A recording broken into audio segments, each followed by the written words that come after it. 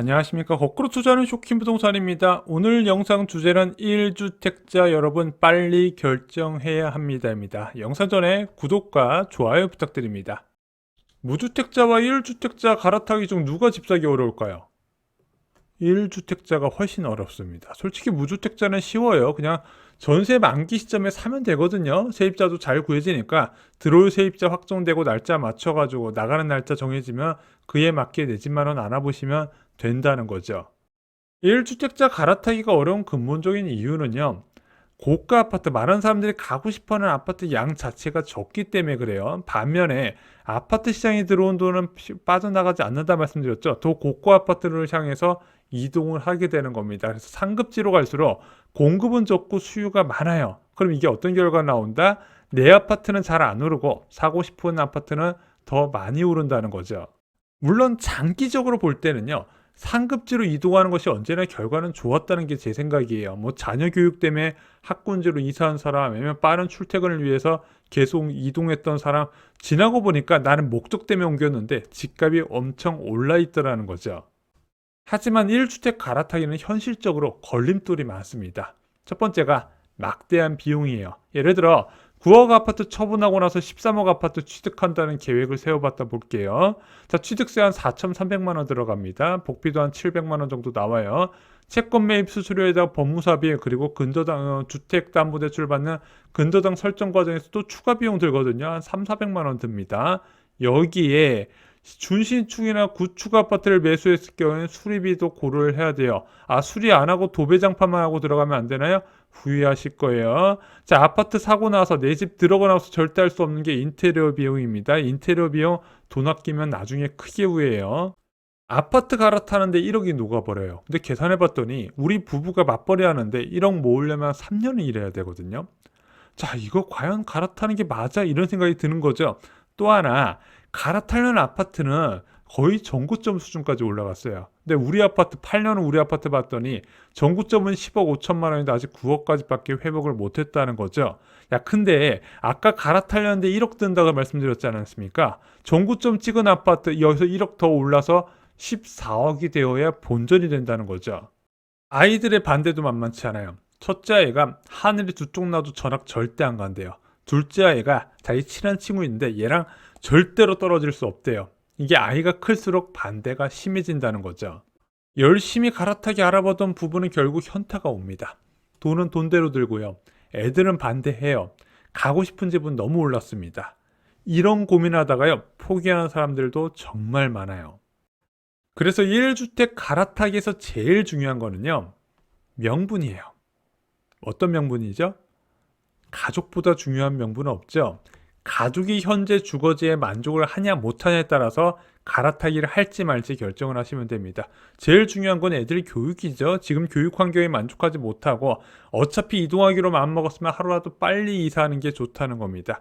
두 번째, 교통. 자, 나도 가족이에요. 가족 구성원 중 한 명입니다. 만약에 출퇴근을 막 40분, 50분 매일 출퇴근하다 진 다 빠져요. 그럼 이동을 해야 된다는 겁니다. 세 번째, 면적. 애들이 컸더니 자꾸 집안에서 부대껴요. 그럼 어떻게 해요? 큰 면적으로 옮겨가야 된다는 거. 마지막으로 노후도 주택을 이사한 지 한 10년 정도 됐더니 여기저기 낡아서 더 이상 삶의 만족도가 떨어져서 여기서 못 살겠어요.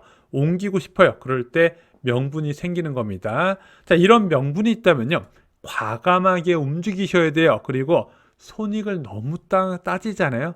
못 옮겨요. 좀 장기적인 관점에서 접근을 해야 된다는 겁니다. 근데 상담을 해보면 이런 분들 계세요. 저의 명분은 돈입니다. 더 오를 집을 갖고 싶어요.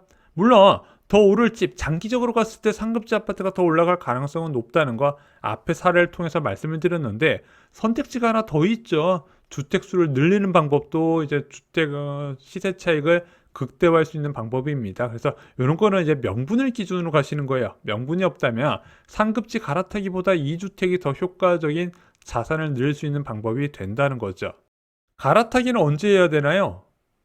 조정기나 하락장 떼야 된다고 저희가 한 2달 전 영상에서 말씀드렸죠. 왜냐면 집값이 예를 들어 10%씩 떨어졌어요. 13억 아파트는 1억 3천 빠졌고 9억 아파트는 9천만 원 빠졌습니다.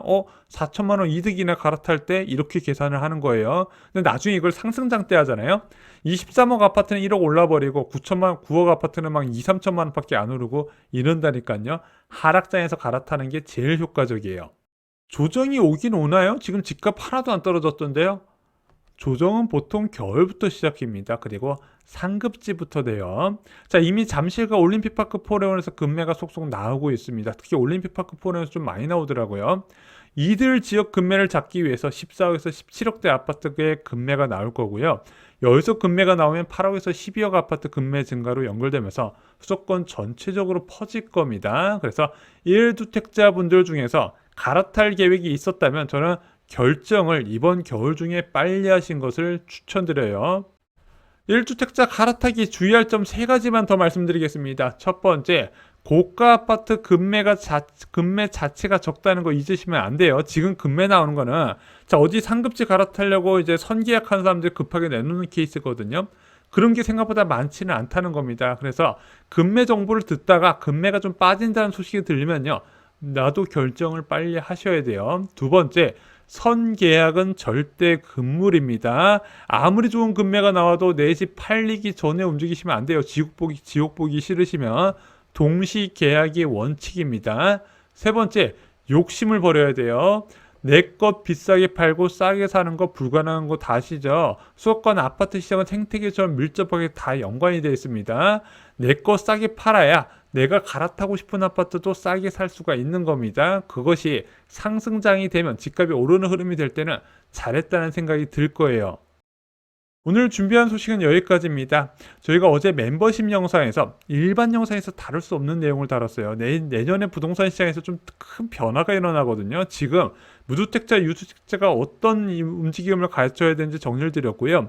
쇼킹부동산 멤버십에서 겨울 금매가 나온 것을 자주 강조드려서 거의 8월, 9월부터는 이제 매수를 자제시켰었는데 이제는 이제 매수를 고민해야 될 단지가 있어서 같이 정리를 드렸습니다. 자, 쇼킹 부동산 멤버십은요, 네이버 프리미엄 콘텐츠에서도 보실 수 있는데 지금 네이버 프리미엄 콘텐츠 자체적으로 50% 할인 이벤트를 진행하고 있습니다. 이번 기회 활용하시면 자산 증식에 큰 도움이 되실 거라 확신합니다. 이상 영상 마치겠습니다. 감사합니다.